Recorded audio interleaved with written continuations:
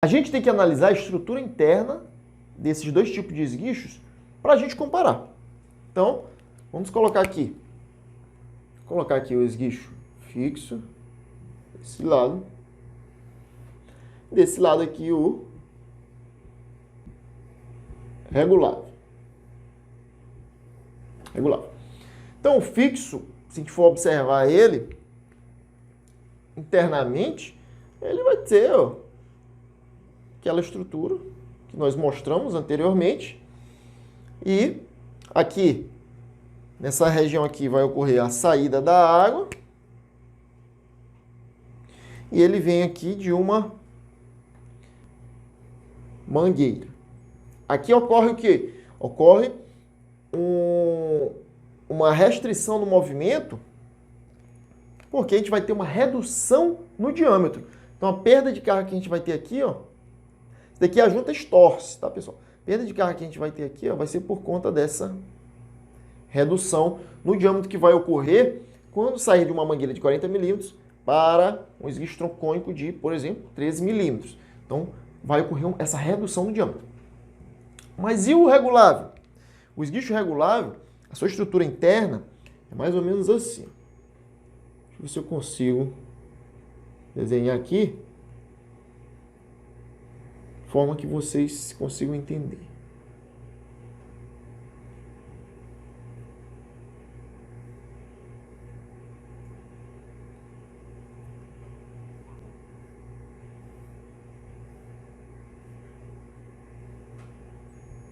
Pronto. Então aqui a gente tem o esguicho regulável, a mangueira está vindo desse lado para cá e a saída de água ela está ocorrendo por aqui.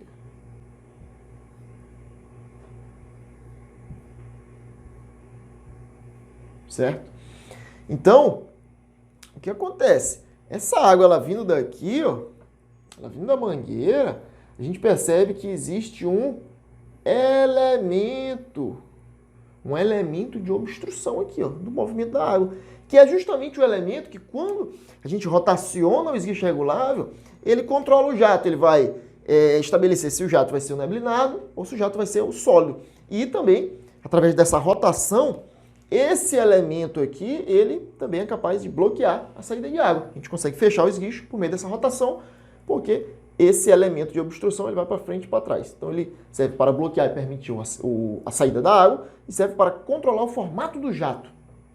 É um elemento importantíssimo. Mas o que a gente percebe? Que pelo fato de nós termos o elemento de obstrução, a perda de carga em um esguicho regulável vai ser bem maior do que em um esguicho troncocônico. Ele não tem elemento de obstrução no esguicho troncocônico. Então esse elemento aqui, por conta do formato do esguicho regulável, esse elemento vai causar uma perda de carga maior em esguicho regulável. Então, se você estiver trabalhando com esguicho regulável, já saiba que a perda de carga vai ser bem superior se você estivesse trabalhando com um esguicho troncocônico. Então, agora eu pergunto para você aí. Você acha que a metodologia de cálculo deveria ser a mesma para os dois? Eu poderia fazer da mesma forma que o esguicho troncocônico, fazer aquele cálculo lá, utilizar o Kzinho igual a 0,1 e o restante da equação da mesma forma? Então aqui eu posso usar, né? Mas aqui não é a mesma estrutura, pessoal. Não é a mesma estrutura. Além do fato de nós não termos um Kzinho definido para o esguicho regulável. Esse Kzinho de 0,1 é para o esguicho troncocônico. Se nós tivéssemos, né, se já tivesse sido feito por meio de ensaios laboratoriais, definido em alguma bibliografia especializada, nós poderíamos utilizar. Mas a gente não pode utilizar esse mesmo Kzinho de 0,1 para o esguicho regulável. A gente utiliza outra forma de cálculo, onde nós vamos explicar agora. Nós fazemos primeiro o cálculo da pressão residual, certo? Depois nós fazemos o cálculo da pressão na entrada. E aí a gente consegue fazer, né, a diferença desses dois aqui. A gente vai conseguir achar a perda de carga no esguicho. Então vou apagar aqui para a gente poder entender agora como fazer o cálculo no esguicho regulável. Então, para o cálculo do... Agora sim. Então, as duas formas que nós vamos utilizar são a da pressão na entrada que é igual a vazão ao quadrado dividido pelo casão ao quadrado, não é mais casinho, agora nós vamos trabalhar com o fator de vazão, que é o K. A gente pode chamar casão, ser K maiúsculo, né? Esse fator de vazão é uma constante que ela tem dimensão sim, tem unidade, a unidade que nós vamos utilizar vai ser litros por minuto, bar elevado a 1/2. A pressão em bar, depois a gente transforma para MCA e vamos trabalhar com a vazão em litros por minuto.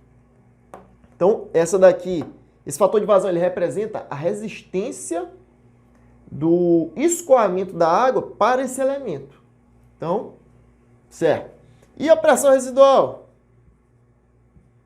Vazão ao quadrado dividido pela área ao quadrado multiplicado por 1 sobre 2 vezes a gravidade. Então, essas duas fórmulas são as que nós iremos utilizar para calcular a perda de carga em esguicho regular. Agora, qual seria o método mais adequado? Vou colocar aqui de vermelho. Nós temos basicamente 2 métodos, né? O método mais adequado seria que o fabricante, pessoal, do esguicho nos fornecesse os dados. Então, a maioria, posso dizer para vocês, porque nós fizemos uma pesquisa prévia, a maioria dos fabricantes não realiza testes de perda de carga no esguicho. Certo? Não realiza esses testes de perda de carga. Mas existem alguns fabricantes que realizam sim. Como nós recebemos alguns relatórios de fabricantes que realizam esse teste de perda de carga em esguicho. Então, como é que eles fazem? Eles colocam lá uma tabela, eles especificam primeiramente a partir da vazão, primeiramente, na verdade, a partir do alcance. Então, eles fornecem a partir do alcance, porque o alcance mínimo que um jato de água deve ter é de 10 metros.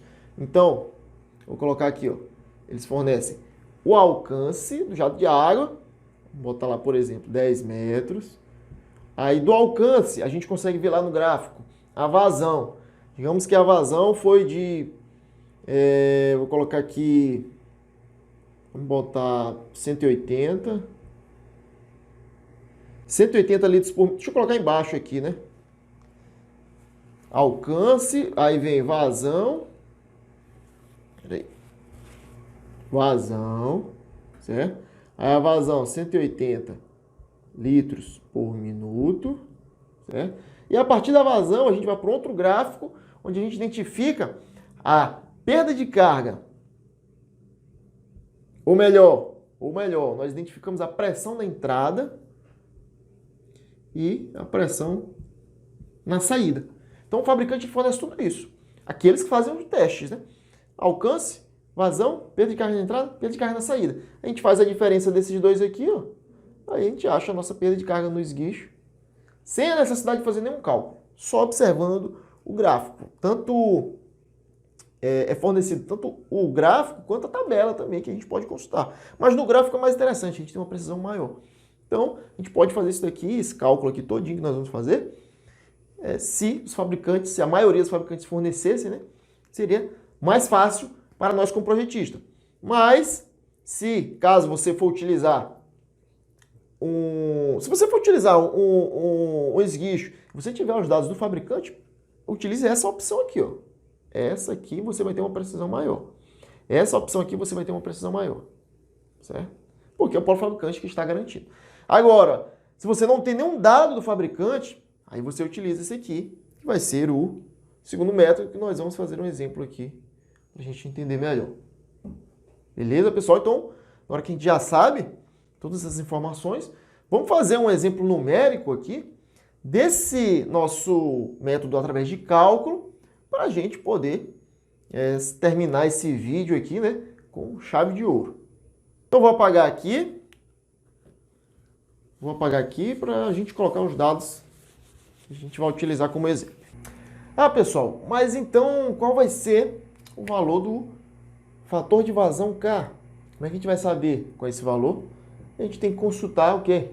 Bibliografia especializada, pessoal. No livro do Telmo Brentano, ele traz esse valor do fator de vazão para o esguicho de 1,5, que é o que nós vamos utilizar. Para o esguicho de 1,5, ele estabelece como sendo o valor de 80 litros por minuto para elevado a 1,5. Então, a gente vai trabalhar com esse valor tabelado de 80 litros por minuto. Então, quais informações, outros dados que nós temos aqui? Eu vou colocar aqui a tabela para você consultar. A gente vai utilizar, fazer o cálculo para o sistema tipo 2 de sistema de hidrantes, que preconiza uma vazão de 125 litros por minuto. O restante das informações a gente pode tirar a partir do livro do Telmo. Ele informa que além do fator de vazão, ele estabelece aqui o diâmetro na saída do esguicho, como sendo 12,7 milímetros. Isso aqui, para quando nós estivermos trabalhando com o diâmetro nominal de 40, que é o nosso esguicho de 1,5, que é o mais utilizado. Então, esse daqui vai ser o diâmetro na nossa saída, ou seja, no requinte. E esse aqui vai ser o único dado fornecido. Então, agora a gente vai ter que calcular a perda de carga nesse esguicho. A gente vai para as duas fórmulas aqui, né, pessoal? Vamos fazer primeiro da pressão residual. Então, ó, a pressão residual vai ser igual a, que for os dados que a gente colocou, vazão ao quadrado, pessoal. Vazão ao quadrado dividido pela área ao quadrado, dividido por 1 sobre 2. Essa vazão aqui, ó, a gente transformando ela para metros cúbicos por segundo, porque aqui a gente vai trabalhar no sistema internacional, ela passa a ser igual a 0,0021 metros cúbicos por segundo, que é o valor que a gente vai substituir aqui. Então vai ficar assim, ó. 0,0021 ao quadrado. Aqui a gente vai trabalhar com 0,785, eu dividi o π pelo 4, é πd ao quadrado, dividido por 4, dividi já, vezes aqui é d ao quadrado. Quem é o nosso d? Bem aqui, ó. Vou colocar aqui 12,7 vezes 10 a menos 3, porque eu tenho que trazer para o sistema internacional. A área é 0,75, d ao quadrado. E falta o quadrado daqui, ó. O quadrado da fórmula. Pronto. Multiplicado. 2, gente, pode trabalhar com 19,6. Agora, é só fazer esse cálculo aqui. Quanto é que dá esse cálculo aqui? Façam aí pra gente dar um pause agora no vídeo. Façam um cálculo pra gente confirmar aqui se o valor tá batendo. Essa pressão residual vai dar igual a 14 MCA.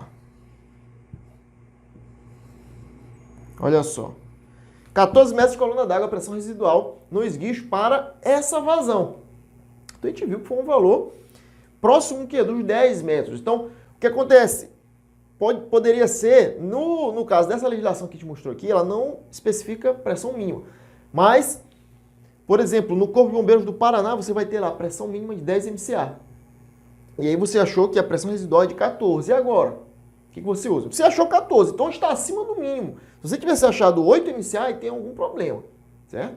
Então você achou 14, que está acima do mínimo, sem problemas. E quando você for fazer o seu cálculo de... Lembram lá o cálculo? Lá no comecinho, lá, ó, pressão residual, mais perda de carga no esguicho, perda de carga na mangueira, perda de carga em toda a tubulação, perda de carga pelo desnível. Quando você for fazer esse cálculo, essa pressão residual, que é o início do cálculo, você não vai colocar 10 MCA como está na norma. Você vai colocar 14 como você calculou. Certo? Porque para você ter essa vazão de 125, você precisa de 14 MCA. Se você colocar 10 MCA de pressão residual, você vai ter aí menos de 125. Você vai ter 110 litros por minuto, por exemplo. Então você não vai estar atendendo os dois itens. Você tem que atender os dois. Então se você tem vazão certo? A gente calculou a partir da vazão, então está atendendo a vazão e a pressão tem que estar acima do mínimo. E aí você utiliza a pressão residual que você calculou. Então a pressão que você calculou é essa, de 14 MCA. Então a gente já tem essa informação aqui. Vou apagar para a gente fazer agora o cálculo da pressão da entrada. A pressão da entrada é igual a V ao quadrado dividido pelo casão ao quadrado, que nós já temos aqui. A vazão agora, ó, como o nosso casão está em litros por minuto, a gente vai trabalhar com a vazão também em litros por minuto. Então, vazão 125 ao quadrado, fator de vazão 80. 80 ao quadrado. Vamos lá, quanto é que dá isso daqui? Façam esse cálculo aí rapidinho também. Nos meus cálculos, dá igual a 44 MCA. Opa! Tá certo isso aqui, pessoal? Não tá. Vamos prestar atenção para as unidades, hein? Aqui, ó. Litro por minuto, bar. Então, deixa eu apagar aqui. Olha só. Essa pressão aqui que a gente achou, a gente já identifica o erro rapidamente, porque a pressão residual foi de 14. Então, na entrada tem que ser maior que 14. Deu 2,44, tem uma coisa errada. Porque aqui a gente está em bar, pessoal. Está em bar. Então, a gente multiplica por 10,2.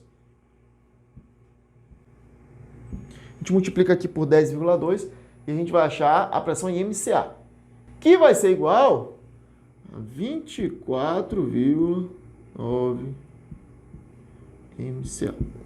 Agora sim. 24,9 agora ficou fácil, né, pessoal? Para eu saber a perda de carga no esguicho, só pegar o 24,9, subtrair do 14. E aí eu vou ter o quê? Quanto é que vai dar isso aqui? 10,9. Então eu perdi, nesse caso, no esguicho, eu irei perder 10,9, a gente pode arredondar aí para 11 MCA, que é o equivalente a 1,1 kg força por centímetro quadrado, que é outra unidade também muito utilizada. Então, essa metodologia de cálculo, para esguicho regulável, a gente entende como a mais adequada. Por quê? Porque é o que está, a gente tem bibliografia especializada que explica que essa é a metodologia adequada para se utilizar ao calcular perda de carga em esguicho regulável. Como nós vimos, né, alguns estados fazendo uma recapitulação bem rápida, alguns estados cobram na válvula, outros cobram na saída do esguicho. Então, nós vimos também metodologia de cálculo para esguicho tronco cônico e para esguicho regulável. Para esguicho tronco cônico, a gente viu que a estrutura é bem simples, né? O cálculo também muito simples, enquanto que para esguicho regulável, a estrutura interna ela é diferente e, portanto, precisa de um cálculo diferente. Onde que a gente vai achar esse cálculo? Bibliografia especializada, pessoal, e lá a gente consegue dados tabelados, como, por exemplo, o valor de K, que vai nos ajudar muito quando a gente for fazer o cálculo aqui, ó, da pressão da entrada. A gente calcula a pressão da entrada, a pressão na saída, e aí a gente acha a nossa perda de carga no esguicho, pessoal. Então, agora a gente conseguiu atingir o nosso objetivo, que era realizar esse cálculo com um exemplo numérico real para que vocês pudessem entender melhor como deve ser realizado esse cálculo, né? Então, a pedidos nesse vídeo foi bastante solicitado. Espero que todos vocês gostem. Deixe seu comentário logo aqui abaixo.